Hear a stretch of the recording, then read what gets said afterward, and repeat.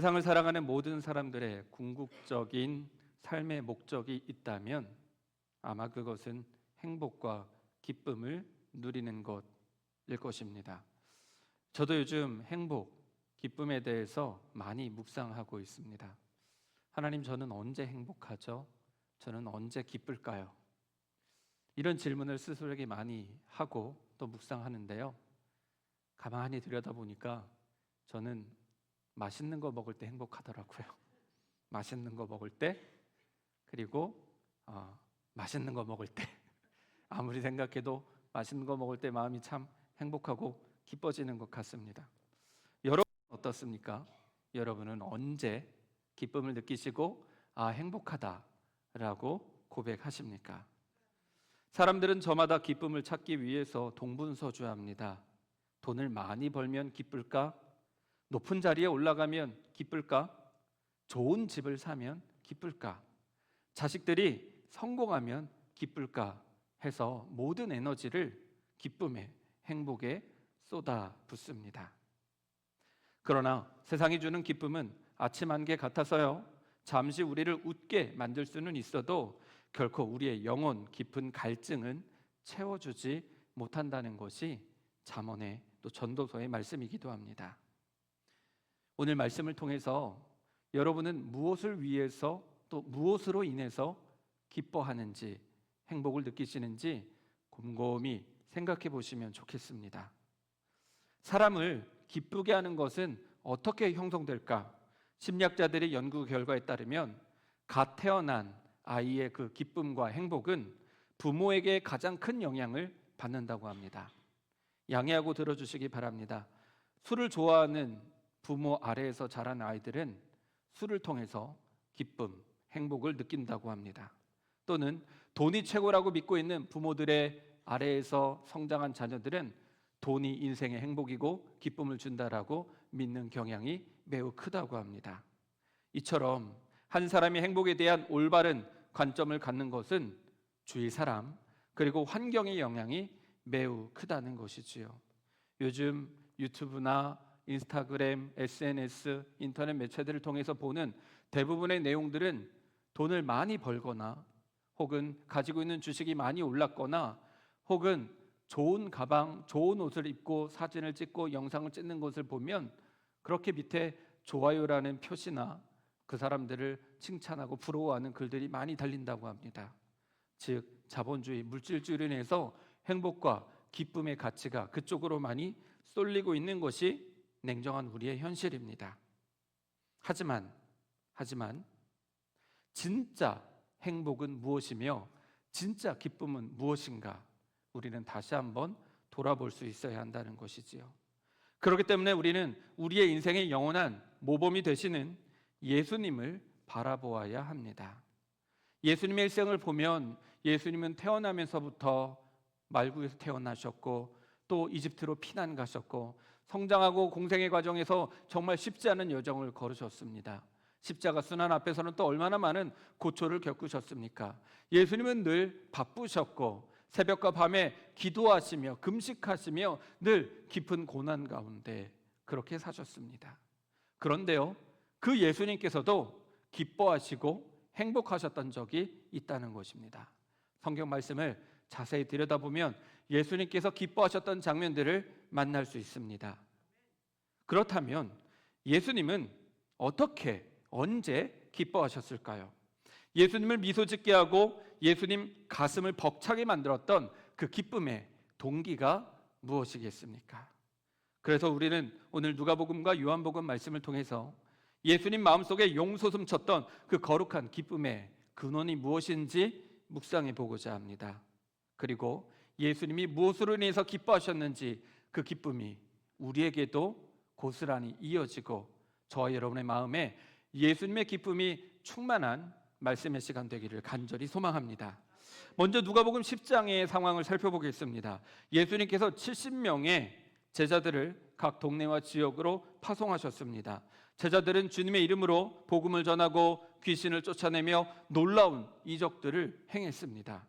그리고 전도 여행을 마치고 돌아온 제자들은 흥분을 감추지 못해서 예수님께 이렇게 보고합니다. 10장 17절입니다. 이른 두 사람이 기쁨에 차서 돌아와 보고하였다. 주님, 주님의 이름을 대면 귀신들까지도 우리에게 복종합니다. 70명의 제자들이 기쁨에 차서 돌아왔는데 무엇으로 인해 기뻐했느냐? 그들이 주님의 이름으로 복음을 전하는데 귀신이 떠나가고 병도 고쳐지고 이런 능력이 나타나는 것을 경험하고 나서 기쁨이 충만해졌다는 것입니다. 내게 주어진 능력, 내 삶에 나타난 화려한 기적들, 그리고 성공의 경험들이 제자들의 기쁨의 이유였던 것입니다. 이것이 보통 우리가 신앙생활을 하면서 느끼게 되는 1차원적인 기쁨입니다. 기도하면 기도한 대로 척척 응답도 되고 사업도 잘 풀리고 시험 보면 합격도 하고 돈도 많이 벌고 이런 영적인 능력들, 세상의 복들이 나에게 막 주어지니까 우리는 기쁨을 느끼게 되는 것입니다. 그런데요, 제자들의 이와 같은 들뜬 보고를 받으신 예수님께서는요, 그들의 기쁨의 방향을 완전히 다른 곳으로 돌려놓습니다. 20절입니다. 그러나 귀신들이 너희에게 굴복한다고 해서 기뻐하지 말고. 복음을 들고 나가서 복음을 전하는데 귀신이 떠나가고 사람들의 아픈 것이 다 낫고 하는 그런 사역의 결과로 인해서 기뻐하지 말라는 것입니다. 그러면 무엇으로 기뻐해야 되느냐? 너희의 이름이 하늘에 기록된 것을 기뻐하여라. 귀신이 굴복하는 그런 능력과 성과 때문에 기뻐하지 말고 너희의 진짜 기쁨은 너희와 같은 죄인들의 이름이 영원한 하나님 나라의 생명책에 기록된 것 자체에 있어야 한다는 것이 예수님의 기쁨입니다. 사랑하는 성도 여러분, 세상이 주는 기쁨, 심지어 복음을 전하다가 귀신이 떠나가고 병 고침 받는 그런 기쁨조차도 영원하지 않는다는 것이지요. 능력은 사라질 수 있고 환경과 상황은 언제든지 변할 수 있습니다. 그러나 우리의 이름이 하늘에 기록된 그 구원의 사실은 영원히 변치 않는다는 것을 믿으시기 바랍니다. 그래서 예수 제자들에게 흔들리는 기쁨이 아니라 영원히 흔들리지 않는 구원의 감격, 구원의 기쁨을 반석으로 삼으라고 가르쳐 주신 것입니다. 그러면 여러분은 언제 여러분의 이름이 생명책에 기록됐는지 혹시 기억하십니까? 예수님을 처음 믿고 예수님을 나의 구주로 처음 영접하게 되었을 때 예수님이 정말 날 위해 십자가에 달려 죽으셨구나라는 그 믿음이 생겼던, 생명책에 내 이름이 기록되었던 그날, 여러분은 그 기쁨의 감격을 지금 기억하고 계십니까? 그렇다면 아마 이 말씀을 들으면서 아멘 할렐루야 하며 그 기쁨을 누릴 것입니다.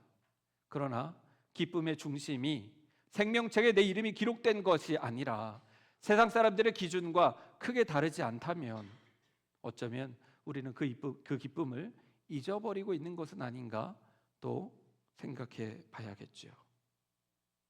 우리에게도 생명책에 내 이름이 적혀졌던 그날 그 기쁨의 감격이 있다는 것입니다. 그게 바로 예수님이 말씀하시는 영원히 변하지 않는 진짜 기쁨이라는 것을 기억하시고 그 생명책에 이름이 기록됐던 그날의 기쁨, 내가 구원받았던 그날의 기쁨이 여러분 안에 다시 회복되기를 간절히 소망합니다. 그리고 이어지는 21절을 보면 우리는 복음서를 통틀어서 예수님께서 가장 크고 격렬하게 기뻐하신 아주 벅찬 장면을 목격하게 됩니다. 21절입니다. 그때 예수께서 성령으로 기쁨에 차서 이렇게 아뢰었다. 하늘과 땅의 주인이신 아버지, 이 일을 지혜 있는 사람들과 똑똑한 사람들에게는 감추시고 철부지 어린 아이들에게는 드러내 주셨으니 감사합니다. 그렇습니다, 아버지. 이것이 아버지의 은혜로우신 뜻입니다. 21절에는요 이런 표현이 있습니다. 예수께서 성령으로 기쁨에 차서. 여기서 기쁨에 찼다라는 헬라어 원어는 아갈리아오라는 단어입니다. 이 아갈리아오라는 단어는 언제 헬라인들이 또 유대 사람들이 사용했냐면요, 단순히 기분이 좋아서 빙그레 미소 짓는 정도가 아니었다는 것입니다. 재미있는 일이 있으면 깔깔거리면서 웃는 정도의 그런 기쁨이 아니라 이 아갈리오라는 단어, 기쁨에 찼다라는 표현은 말 그대로 인간의 감정 전체를 사로잡는 폭발적인 기쁨, 기쁨이라는 뜻입니다. 그래서 직역하면 크게 기뻐하다, 환희에 가득 차서 팔짝팔짝 뛰며 기뻐하다라는 아주 매우 역동적이고 강렬한 기쁨을 의미합니다. 그런데 지금 예수님께서 제자들의 보고를 받으시고 그들에게 너희 이름이 생명책에 기록된 것으로 인하여서 기뻐하라 가르쳐 주신 다음에 성령에 사로잡혀 기쁨에 충만해서 팔짝팔짝 뛰며 어린아이와 같이 아버지께 감사하며 기뻐하고 계신 것입니다. 늘 십자가의 무거운 짐을 지고 고뇌하시며 눈물 흘리시며 금식하며 기도하시던 예수님께서 성령에 완전히 사로잡혀서 어린아이와 같이 환호성을 지르며 기뻐하고 있는 것이지요. 그러면 도대체 무엇이 예수님을 이렇게 기쁘게 만드셨을까? 조금 더 깊이 구체적으로 들어가 보면 그 이유가 두 가지로 나뉩니다. 첫 번째 이유는 스스로 지혜롭고 똑똑하다고 교만 떠는 바리새인들이나 권력자들에게 천국의 복음이 감춰짐과 동시에 자기 힘으로는 아무것도 할 수 없는 철부지 어린아이와 같은 제자들에게 하늘의 비밀이 열리고 구원이 임했기 때문입니다. 연약한 자들이 예수님을 믿고 그 믿음으로 말미암아 구원받게 된 그 사건으로 인해서 예수님이 팔짝팔짝 뛰며 기뻐하셨다는 것입니다. 그러니 여러분이 예수님을 영접하고 예수님을 주님이라 고백하며 예수님을 사랑한다 고백할 때 그때 예수님께서 어린아이처럼 뛰며 기뻐하셨다는 것이지요. 그리고 그 기쁨이야말로 영원히 변치 않는 예수님의 기쁨이라는 것입니다. 그리고 두 번째로 예수님이 기뻐하신 이유는 모든 일이 하나님 아버지의 선하신 뜻이 성취되는 과정이었기 때문입니다. 21절 후반절을 보면 이렇습니다. 그렇습니다 아버지, 이것이 아버지의 의로우신 뜻입니다 라고 하였습니다. 성자 예수님께서 느끼신 가장 큰 기쁨은 자신을 보내신 아버지의 구원 계획이 이 땅에 아름답게 이루어지는 것을 보는 것이었습니다. 예수님은 하나님의 자녀들이 구원받을 때 기뻐하셨습니다. 어느 선교사님 한 분이 계셨습니다. 아주 유명한 엘리트 의사였습니다. 사람들은 그 의사 선생님이 고국에 남아 있으면 큰 병원의 원장이 되고 부와 명예를 얻게 될 것이라고 인정하였습니다. 그런데 선교사님은 성경에 보장된 자리를 다 거절미하고 세상에서 가장 가난하고 질병이 가득한 아프리카의 한 오지 마을로 선교를 떠나게 됩니다. 선교지에서 삶은 정말 처참했습니다. 전기도 들어오지 않고 제대로 된 의료기구도 없고 흙바람이 부는 그런 진료소에서 매일같이 죽어가는 환자들의 고름을 짜내고 땀 범벅이 되도록 수고하였습니다. 세상 친구들이 이 선교사님의 소식을 듣고는 혀를 차며 어리석다, 왜 스스로 고생을 하는가라고 한탄했다고 합니다. 그러던 어느 날 선교사님이 밤을 새워가면서 치료하고 기도해 주었던 마을의 한 어린아이가 기적과 같이 병이 낫는 일이 있었습니다. 그 소녀는 평생 글자 하나 배워본 적이 없는 아이였는데 회복된 그 소년이 선교사님의 손을 꼭 잡고 이렇게 고백해 주었습니다. 선교사님이 저를 치료해 주실 때 하얀 옷을 입은 예수님이 저를 안아주시는 것을 봤어요. 그리고 예수님께서 생명책에 제 이름이 기록되어 있는 것을 보여주셨어요. 그 순간 선교사님은 진료소 흙바닥으로 앉아 이 아이를 끌어안고 통곡하였다고 합니다. 고국에서 의사 공부를 하고 병원에서 일을 할 때에는 느껴보지 못했던 그 놀라운 기쁨의 그 감격, 예수님의 기쁨, 영원 구원의 기쁨, 생명책에 내 이름이 아니라 이 아이의 이름이 기록된 그것을 보고서 그 이야기를 듣고서 오열하며 하나님께 감사와 기쁨의 영광을 올려드렸다고 합니다. 사랑하는 성도 여러분, 다시 한번 여러분에게 질문을 드리고 싶습니다. 우리의 기쁨의 동기는 어디에 있습니까? 우리의 집값이 올라간다고 해서, 우리의 통장에 잔고가 늘어난다고 해서 기뻐하지는 않으십니까? 나를 통해 한 영혼이 복음을 듣고 살아날 때, 우리 사랑하는 가족의, 우리 자녀들의 이름이 생명책에 기록된 그날, 우리는 충분히 감사하며 기쁨을 느꼈었습니까? 바라기는 세상이 줄 수 없는 하나님의 벅찬 행복과 구원의 기쁨이 이 시간 우리 마음 가운데 다시 회복되기를 간절히 축원합니다. 그리고 이어서 요한복음 11장을 보면요, 예수님께서 기뻐하신 장면이 하나 더 나옵니다. 예수님께서 참으로 사랑하셨던 나사로가 병들어 죽게 되었습니다. 그래서 마르다와 마리아가 사람을 보내서 다급하게 소식을 전했지만 예수님은 웬일인지 그곳에 이틀이나 더 머무시면서 나사로가 죽기를 기다리셨습니다. 그리고 나사로가 죽었다는 사실을 듣고 난 후에 제자들에게 이렇게 말씀하십니다. 요한복음 11장 15절입니다. 내가 거기에 있지 않은 것이 너희를 위하여 도리어 잘된 일이므로 기쁘게 생각한다. 이 일로 말미암아 너희가 믿게 될 것이다. 그에게로 가자. 좀 이상하지 않습니까? 아픈 사람이 있으면 그 옆에서 병을 고쳐주고 병이 나았을 때 대부분의 사람들은 기뻐하고 좋아합니다. 그런데 예수님은요, 나사로가 병들어서 죽게 되었는데 내가 거기에 있지 않는 것이 기쁘다라고 말씀하십니다. 상식적으로 이해가 되지 않죠. 내가 거기 있지 않아서 그가 죽게 된 것을 기쁘게 생각한다니요. 예수님이 남의 고통에 무감각한, 피도 눈물도 없는 그런 차가운 분이십니까? 아닙니다.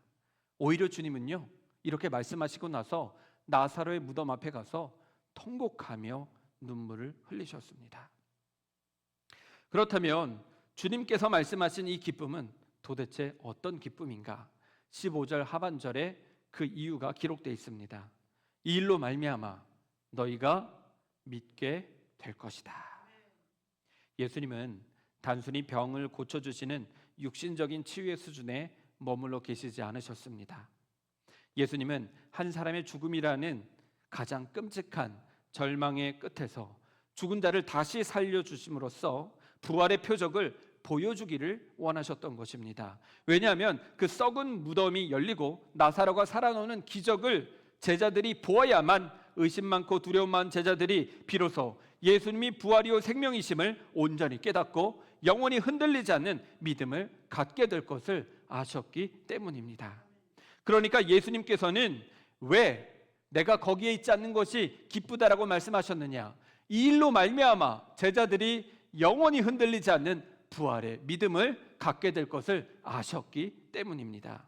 즉 예수님의 기쁨은 철저하게 우리의 믿음에 닿아 있습니다.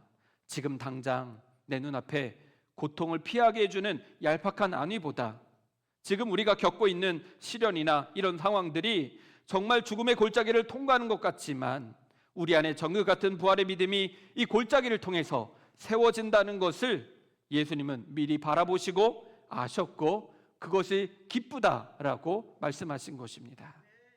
혹시 지금 여기 계신 성도님들 가운데 정말 마음이 너무 답답하고 속상한 일로 인해서 기쁨을 잃어버리신 분은 계시지 않으십니까? 내가 아무리 기도해도 주님이 내 기도에 응답해 주지 않으시는 것 같고 주님이 나와 함께 계시지 않는 것 같은 그런 안타까운 상황 가운데 계신 분은 없으십니까? 그렇다면 오늘 말씀을 기억하시기 바랍니다. 내가 지금 당장 기도 응답하지 않는 것을 내가 기뻐한다. 왜냐하면 이 극심한 시련을 통과하고 나면 우리의 믿음이 반드시 반석과 같이 단단해져서 마침내 죽음을 이기는 부활의 믿음, 흔들리지 않는 믿음을 얻게 될 것을 예수님께서는 알고 계시기 때문입니다. 여러분의 믿음이 이 고난의 시기를 통과함으로 흔들리지 않는 부활의 기쁨, 그래서 예수님의 그 기쁨의 근원을 여러분도 함께 누리시기를 간절히 축원합니다. 이처럼 예수님은 하나님의 자녀들의 이름이 생명책에 기록되었을 때 기뻐하셨고 제자들이 하나님의 자녀들이 영원히 흔들리지 않는 부활의 믿음을 갖게 되었을 때 기뻐하셨습니다. 그리고 더 놀라운 것은요, 그렇게 예수님께서 느끼신 예수님의 기쁨이 우리에게 전해지고 그 기쁨이 우리 안에 충만해진다는 것입니다. 세상이 주는 기쁨으로 인해서 우리의 마음이 기쁨으로 충만해지는 것이 아니라 예수님의 기쁨이 우리 안에 들어오고 예수님의 기쁨이 우리 안에 가득 차오고 넘치게 된다는 것이 예수님이 바라시는 것입니다. 요한복음 15장 11절 말씀입니다. 내가 너희에게 이렇게 말을 한 것은 내 기쁨이 너희 안에 있게 하고 또 너희의 기쁨이 넘치게 하려는 것이다. 예수님의 기쁨이 우리 안에 들어오고 그 기쁨이 우리 안에 충만해진다는 것을 믿으시기 바랍니다. 요한복음 15장 말씀은 언제 예수님이 하신 말씀이냐? 십자가에 달려 죽기 불과 몇 시간 전에 제자들과 마지막 식사를 나누시면서 하셨던 말씀입니다. 그러니까 그때 상황을 생각해 보면요, 예수님께서는 몇 시간 후에 가룟 유다라는 제자에게 은 30에 팔아 넘겨지는 배반을 당하고, 사랑하는 제자가 새벽닭이 2번 울기 전에 예수님을 3번 부인하는데 저주하기까지 하는 그 배신의 순간 직전이었습니다. 나머지 10명의 제자들은 너나 할 것 없이 걸음아 나 살려라, 예수님을 버리고 도망쳐야 하는 그런 배신의 순간을 예수님은 다 알고 계셨습니다. 그럼에도 불구하고 지금 예수님께서는 그 죽음의 밤에, 십자가의 밤에 입을 열어서 내 기쁨을 말씀하고 계신 것입니다. 십자가 순환을 눈앞에 두고 사랑하는 제자들에게 배신을 당하는 그 사건을 눈앞에 두고 그 모든 것을 다 알고 계심에도 불구하고 도대체 예수님 마음에는 무슨 기쁨이 있으셨다는 것입니까?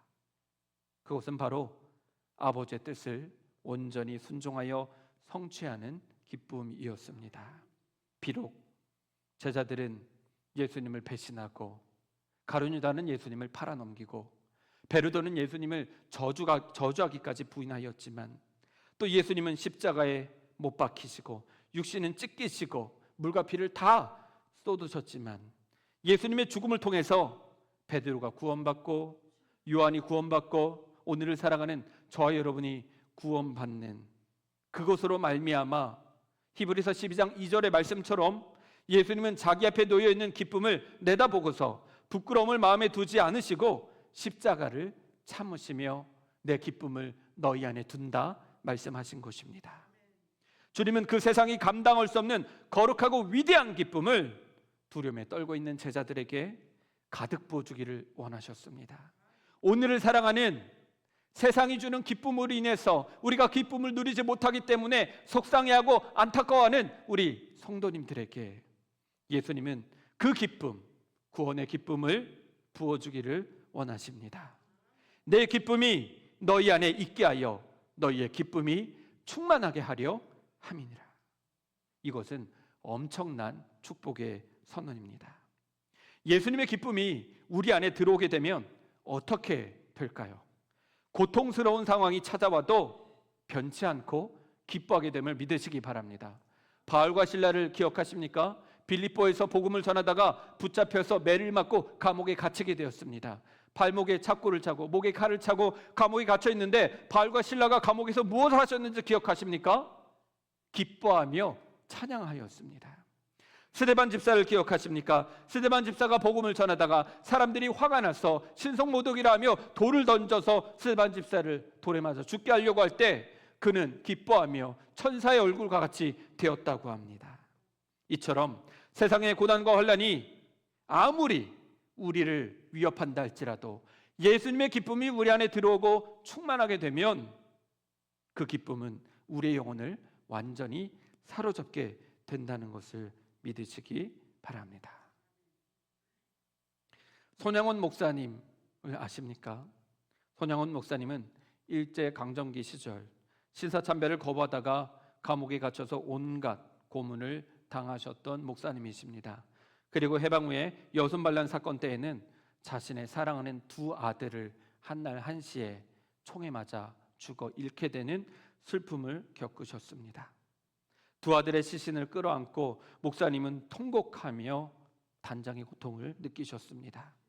어떤 말로도 표현할 수 없는 지옥 같은 슬픔이었습니다. 그런데 2 아들의 장례식 날 손영원 목사님은 하염없이 눈물을 흘리면서도 입술로는 세상이 감당할 수 없는 9가지 기쁨의 감사 기도를 하나님께 드립니다. 첫째, 나 같은 죄인의 혈통에서 순교의 자식을 나오게 하셨으니 감사합니다. 둘째, 허다한 많은 성도들 중에 이런 보배들을 주께서 하필 내게 맡겨주셨으니 감사합니다. 셋째, 삼남삼녀 중에서도 가장 아름다운 두 아들, 첫째 아들과 둘째 아들을 바치게 된 복을 감사합니다. 넷째, 한 아들의 순교도 귀하다 하거늘 하물며 두 아들이 순교하게 됨을 하나님께 감사합니다. 다섯째, 예수 믿다가 누워 죽는 것도 큰 복이거늘 전도하다 총살 순교 당함 감사합니다. 여섯째, 미국 유학 가려고 준비하던 내 아들 미국보다 더 좋은 천국에 갔으니 안심되어 감사합니다. 일곱째, 나의 사랑하는 두 아들을 총살한 원수를 회개시켜 내 아들로 삼고자 하는 사랑의 마음을 주신 하나님께 감사합니다. 여덟째, 두 아들의 순교로 말미암아 무수한 천국의 아들들이 생길 것이 믿어지니 감사합니다. 아홉째, 이 같은 역경 중에 이상 8가지 진리와 하나님의 사랑을 찾은 기쁜 마음과 여유 있는 믿음을 주신 우리 주님께 감사합니다. 이렇듯 분수에 넘치는 과분한 복을 주신 하나님께 모든 영광을 돌립니다.